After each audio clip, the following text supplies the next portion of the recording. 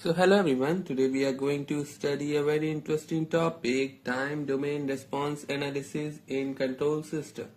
So in time domain response analysis here we put the input in time domain and the output we study. So the nature of the response depend on the port. So nature of the response. So nature of the response depends on the pole and the order equals to the total number of pole. And the order equals to. So we study the time domain analysis according to the order of the system. The system can be of first order, second order, third order and fourth order. The system can be of first order, second order, third order or fourth order and so on. So the response analysis according to this. The important point here is the response analysis is only valid for a stable system.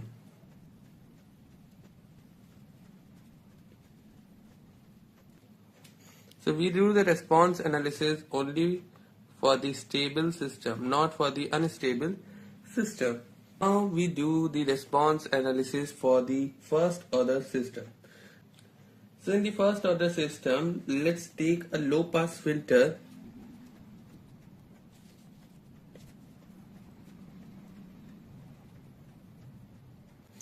So when we calculate Ct by Rt, which will give us transfer function, the transfer function comes out to be 1 upon Ts plus 1. So here T equals to Rc for the first order system for this condition. This is also called a low pass filter, and we know the control system is a low pass filter because bandwidth is proportional to noise. So now when we see the transfer function, this is the standard transfer function for the first order system. Here the transfer function come out to be transfer function equals to 1 upon RCS plus 1. Here RC we take as the time constant, and this time constant will be merged and will lead to the same equation. So for the first order system, the time domain response analysis we do for the standard first order system is this. Now if we calculate the first order response analysis for an impulse response, now for impulse response Cs upon Rs equals to 1 upon Ts plus 1. Here Rs for impulse response will be equal to Rs equals to 1 for impulse response. The Rs will be multiplied here. The Cs will be equal to 1 upon Ts plus 1. We can take the T common. The T common will give us what? 1 upon Ts upon 1 by T. This will be given us. Now if we take the inverse Laplace transform of this, then it will become as Ct equals 1 by T e power minus T upon T into u of T. So this will be the inverse Laplace transform of this. This will give us all things in time domain. Impulse response.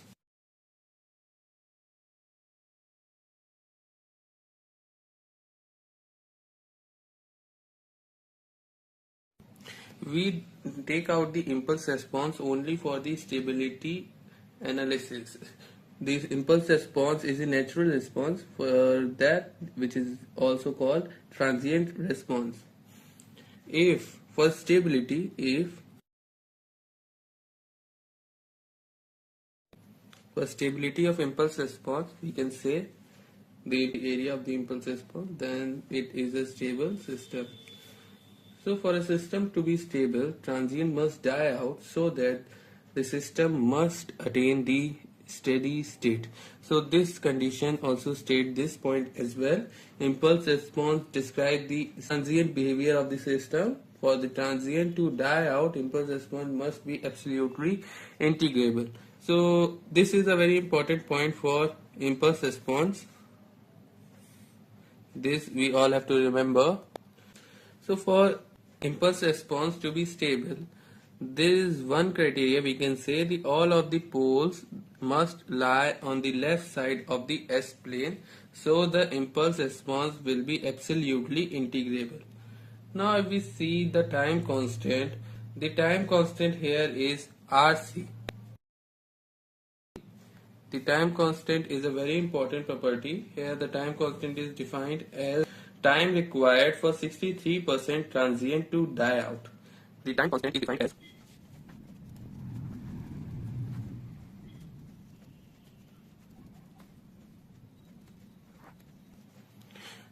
time constant is defined as time required for 63% transient to die out practically.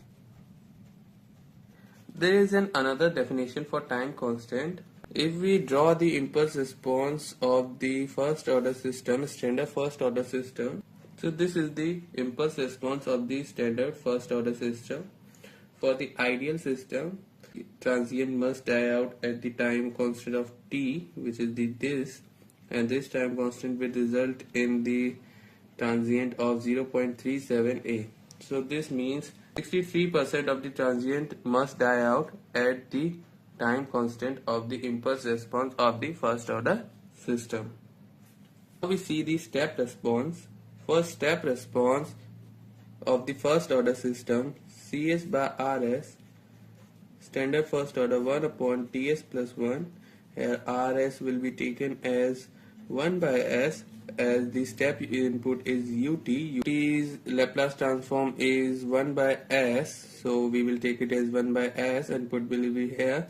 So Cs will be equal to 1 by s into Ts plus 1 by t, we take it as common. Now if we see 1 by s into t into s plus 1 by t, if we take the partial fraction of it, what will become as 1 upon s minus 1 upon s plus 1 by 1 upon 1 by t. So this will be the partial fraction which will come out. You can solve it by your own as well.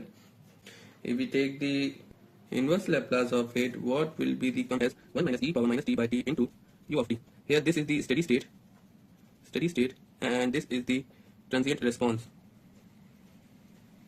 For impulse response, only the transient response analysis only we can achieve, but using the step response we can achieve the steady state analysis as well. So if we draw the graph of the step response, so if we see the graph of the step response with the time, the step response comes out to be like this. We can take it as 1, this can be taken as 63%, this can be taken as 50%. So here are several terms that are defined using the step response. The first term which is defined using the step response is the time constant. The time constant definition always changes with the response analysis.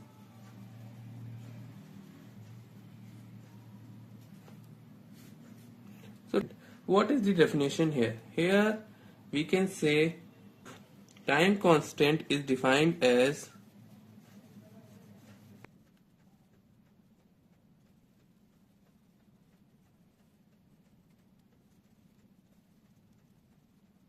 definition of time constant changes. This is a very important thing here, as many of the competitive exams and the engineering exams also ask this type of questions, the definition of time constant. So time constant is defined as time required to reach 63% of the steady state value practically.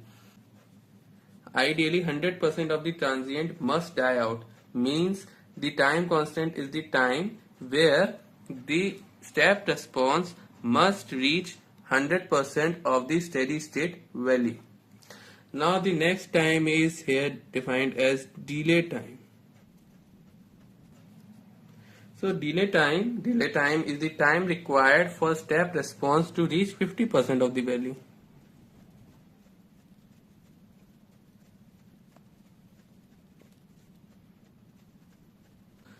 So this is known as the delay time. Here another definition we also called as the rise time.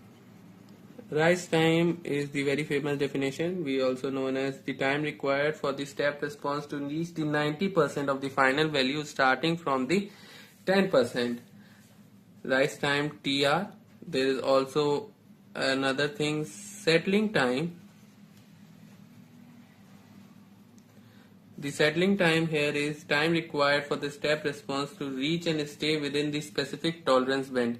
There is a tolerance band. We can we can say here there is a tolerance band which can say that system will oscillate around this value. So this can be usually 2% for the first order system. So settling time is the time in for which step response must reach and stay within the specific tolerance band, usually 2%. Steady state error. Here one more thing, we also study steady state error. What is the steady state error? It is the difference between the desired value of the response and the final value. As the graph has sum of the tolerance range, which can be 1%, 2%, 3%, 4%, the tolerance band, this creates the error. So this creates the error. So we have the specific steady state error. So there are some desired formulas for all these. So one by one I will write all these formulas.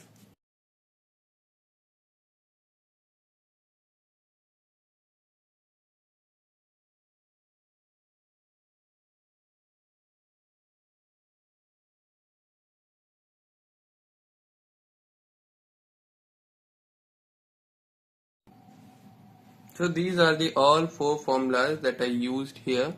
TD equals to 0.7t, rise time equals to 2.2t, settling time equals to 4t, and ET, which is the steady state error, equals to limit t tends to infinity ET. So we always see these type of parameter in the response analysis of the first order system. So this will be continued in the next lecture. Hope you all understand. In next lecture we will solve some numericals and start the time domain response analysis for the second order system. Thank you.